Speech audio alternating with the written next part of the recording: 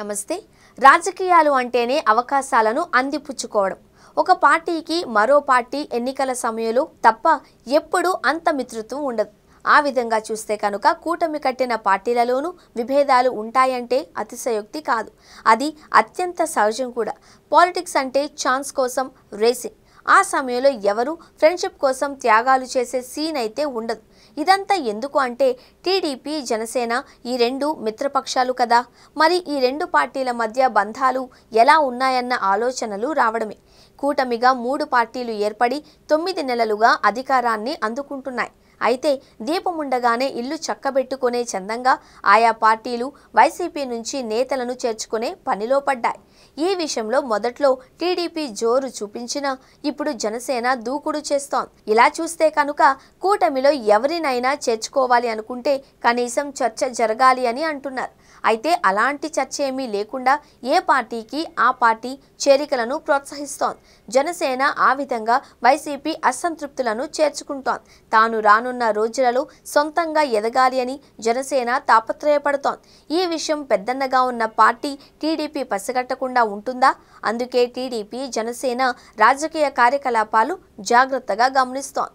ఇక జనసేన అధినాయకత్వం పక్కా వ్యూహంతోనే ఇదంతా చేస్తోంది. జనసేనకు 2024 ఎన్నికల్లో కేవలం 6.5 ఓటు శాతం మాత్రమే వచ్చింది. దాంతో మరింతగా బలపడేందుకు ప్రతి నియోజకవర్గంలో బలమైన నేతలను చేర్చుకునేందుకు రెడీ అవుతోంది.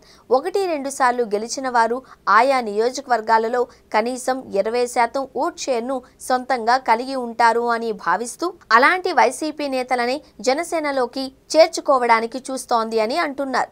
ఈ విధంగా ప్రతి నియోజకవర్గంలో 20% ఓటు షేర్ తక్కువ కాకుండా ఉన్న బలమైన నాయకులను చేర్చుకోవడం ద్వారా 2029 ఎన్నికలకు ఇప్పటి నుంచే జనసేన పూర్తిగా ప్రిపేర్ అవుతోంది. ఆనాటి ఎన్నికల్లో కనుక తన ఓట్లు, సీట్లు గణనీయంగా పెంచుకుంటే సీఎం సీటును షేరింగ్లో భాగంగా డిమాండ్ చేయవచ్చు అన్నది జనసేన ఆలోచనగా ఉంది అని చెబుతున్నారు. మహారాష్ట్రలో మాదిరిగా కూటమి కట్టి ఆయా పార్టీల బలాబలాలను బట్టి సీఎం సీటు షేరింగ్తో అధికారం అనుకుంటున్నారు అని జనసేన భావిస్తోంది. ఆ తరహా రాజకీయాల్ని ఏపీలో కూడా అమలు చేయాలి అని చూస్తుంది అంటున్నారు. ముందు పార్టీని బలోపేతం చేసుకుని ఏకంగా 20% ఓట్ షేర్ను ఏపీలో జనసేన సాధించాలి అన్నది ఆ పార్టీ అధినాయకత్వం టార్గెట్గా ఉంది అంటున్నారు.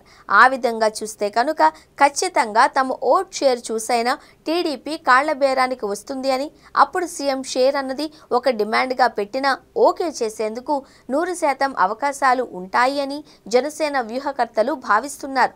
అంతే తప్ప తాము చిన్న పార్టీగా ఉంటూ చంద్రబాబు వద్ద ప్రాపకం కోసం ఎన్నాళ్లు చూసినా ఇబ్బందిగానే ఉంటుంది అని జనసేన తలపిస్తోంది. మొత్తానికి పక్కా రాజకీయ వ్యూహంతోనే ఈ చేరికలను జనసేన ప్రోత్సహిస్తోంది అని అంటున్నారు. ఇక సామాజిక వర్గ సమీకరణలను జనసేన కాచి వడపోస్తోంది. కోస్తా జిల్లాలలో కాపుల సంఖ్య అధికంగా ఉంది.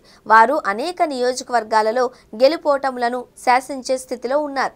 దాంతో జనసేన గుంటూరు నుంచి ఉత్తరాంధ్రలోని శ్రీకాకుళం వరకు ఉన్న కాపులను పోలరైజ్ చేసి జనసేన వైపుగా నడిపిస్తోంది. ఇలా చేయడం వల్ల తాము కీలకమైన పార్టీగా ఏపీలో ఎదుగుతాము అని లెక్కలేస్తోంది. అదే సమయంలో గ్రేటర్ రాయలసీమను కూడా పవన్ కళ్యాణ్ ఒకవైపు చూస్తూనే గట్టిగా ఫోకస్ పెడుతున్నారు.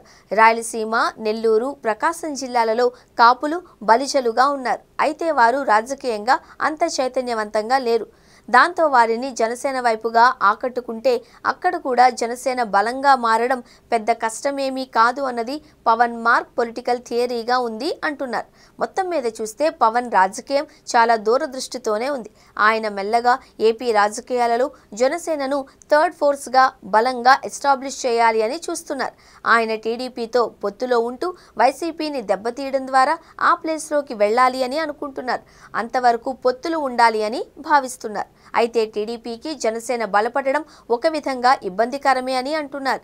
రెండు పార్టీల ఓటు బ్యాంక్ దాదాపుగా ఒకటే కావడంతో వైసీపీని బలహీనం చేసిన ఆ ప్లేస్లో జనసేన ప్రత్యర్థిగా బలంగా మారడం టీడీపీ పెద్దలకు అంతగా ఇష్టం ఉండదు అని అంటున్నారు.